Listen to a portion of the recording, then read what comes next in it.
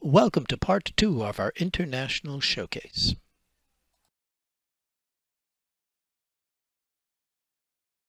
Introducing New Generation International Schools from Egypt, who will be presenting a special performance.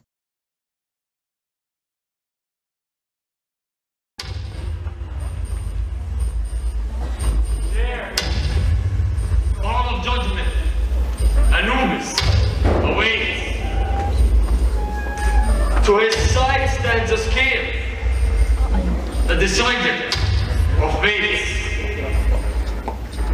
On one side lays the feather of truth, and on the other, every mortal heart shall be placed. If of innocence, then the heart shall be lighter than the sacred feather. If of corruption, torment will serve as their eternal tether. Those of innocence shall indulge in the heavenly kingdoms, and the rest shall stand as Ament's victims.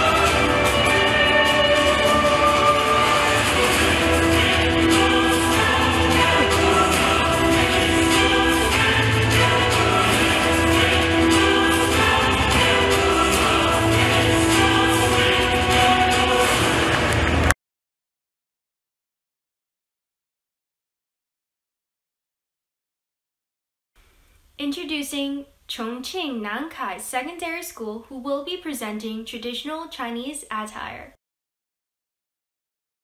No,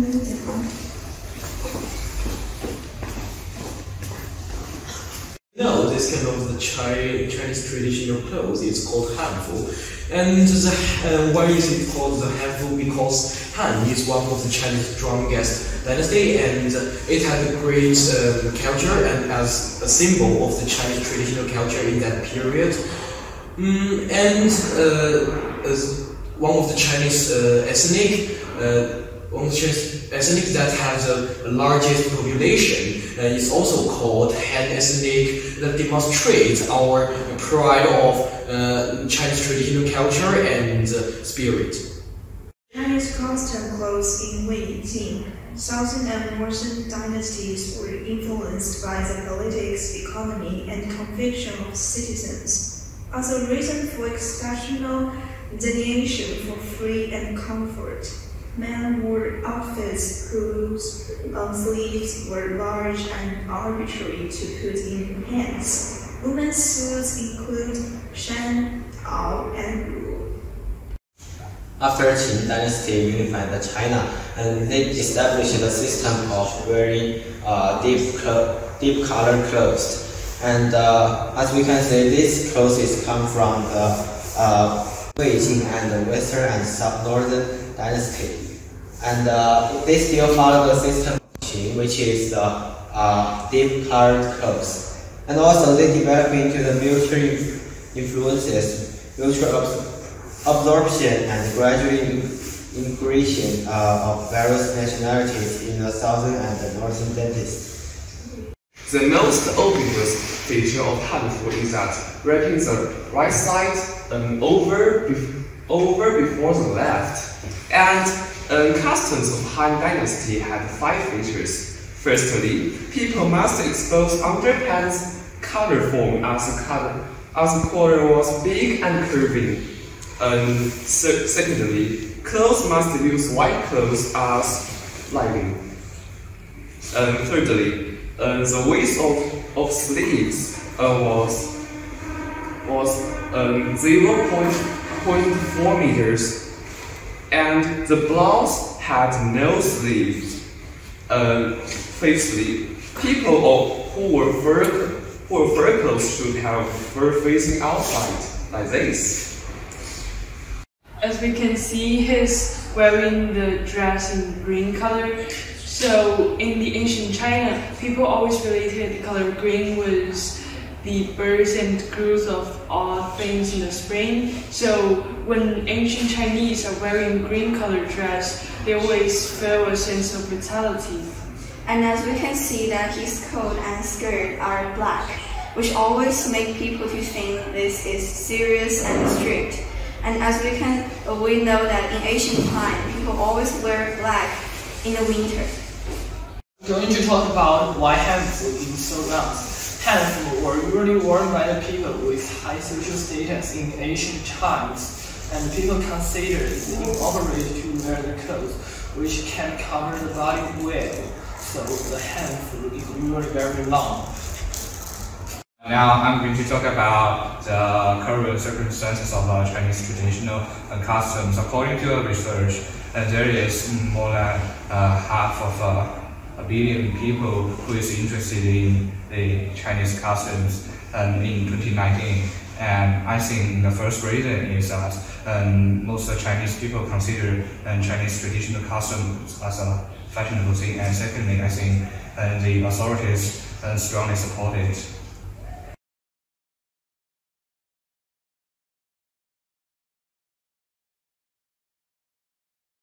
Introducing you to the wonderful Mexico. They are going to be showing you their performances of their dancing, singing, and also their sports at school.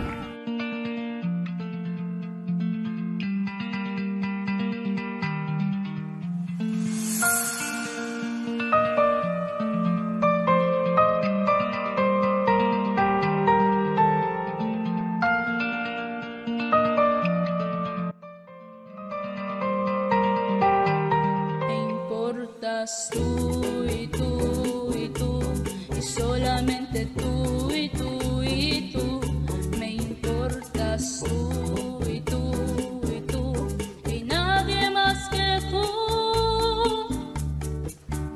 Ojos negros, piel canela, que me llevan a desesperar, me importas tú y tú y tú, y solamente tú y tú y tú, me importas tú y tú y tú, y nadie más que tú. No sé qué tienen tus ojos, no sé qué tiene tu boca, que domina mis antojos y a mí sangre vuelve loca.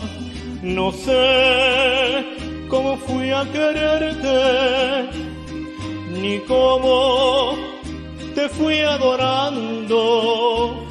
Me siento morir 1000 veces cuando no te estoy mirando. De noche cuando me acuesto, a Dios le pido olvidarte, y al amanecer despierto tan solo para adorarte. ¿Qué influencia tienen tus labios que cuando me besan tiemblo? Hacen que me sienta esclavo y amo del universo.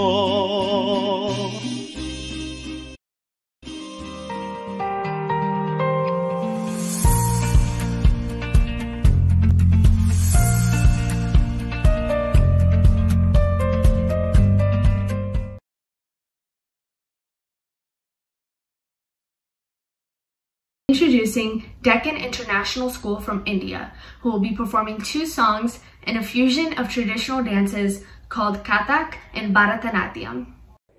For Deccan International School's cultural performance, we will be playing a song called Rara Venu Gopabala, played in the raga Bilahari, which is derived from a Melakarta scale which resembles the progression of any major scale in Western music. This song is played to an 8-beat tala called Aditala, so keep this in mind while clapping along to the song.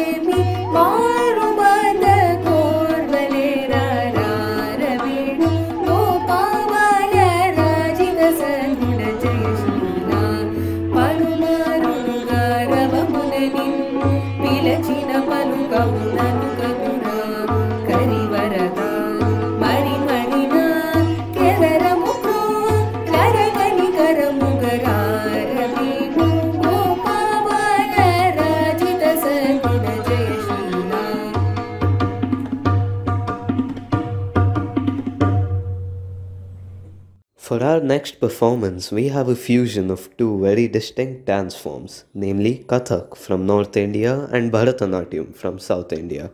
The dance was choreographed by the performers and performed to fusion music by yakshas.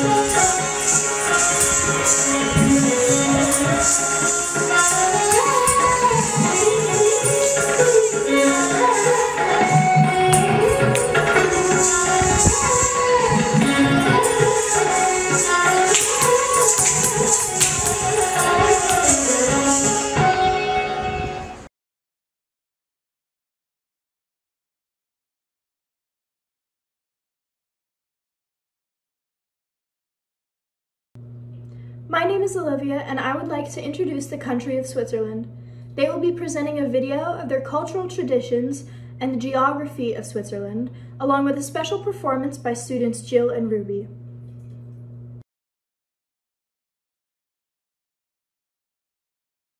Maskerade bereit? Tamboure vorwärts, Marsch!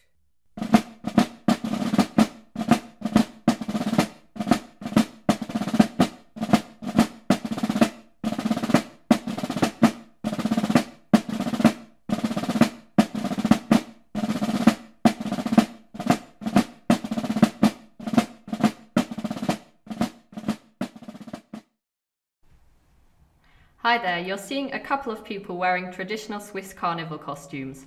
I'll try to explain what they're doing. You get up on the tips of your feet without ever touching the ground with your heels. There are two parts of the dance. The first part consists of nusseln in place, and the second part consists of turning around your own center to the left or to the right. The dance itself is reminding of the courtship behavior of the Capercaillie. It is based on an ancient, early cult to drive the evil winter demons of the country. This is all part of our traditional carnival. We're gonna take you on a tour through Switzerland. Our first stop is the largest glacier in Europe, the Aletsch Glacier. With its impressive length of over 14 miles, it is one of the most visited tourist magnets within our country.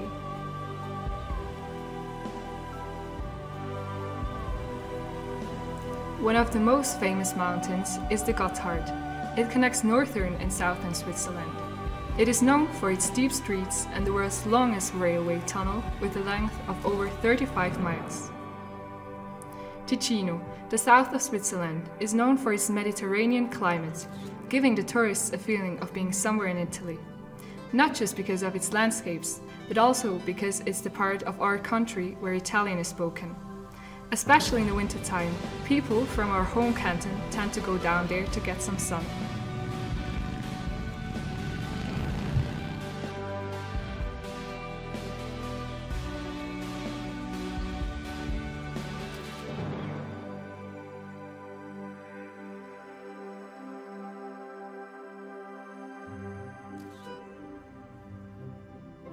Heading back north, we're coming to the least populated region of our country.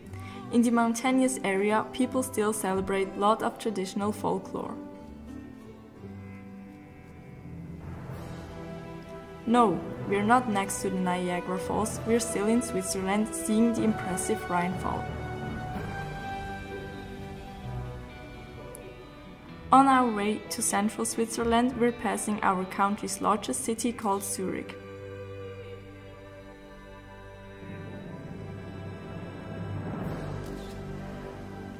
Our home state is famous for its lakes, mountains and steamboats.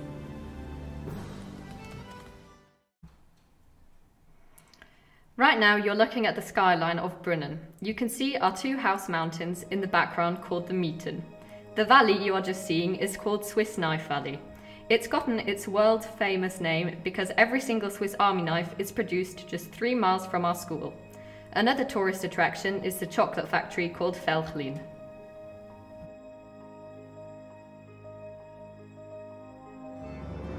This is our natural Colosseum, which is placed in the west of Switzerland. It is massive and majestic.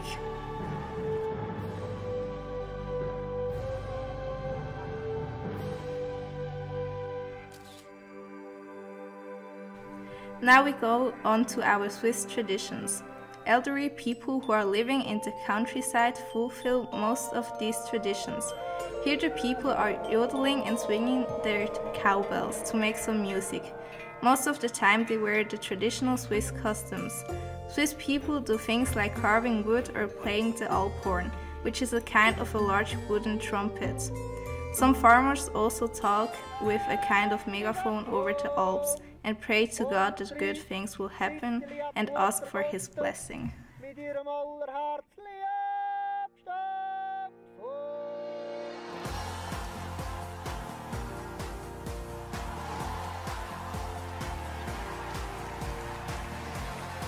cow fight is a tradition which is typically for the farmers in the south of Switzerland.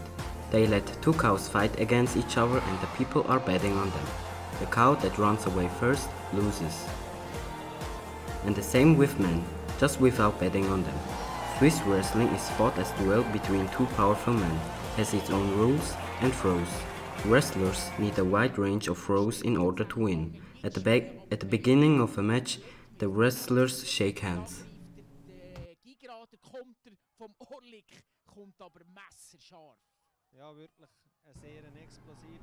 A fight ends when a wrestler touches the ground with his back or his shoulders.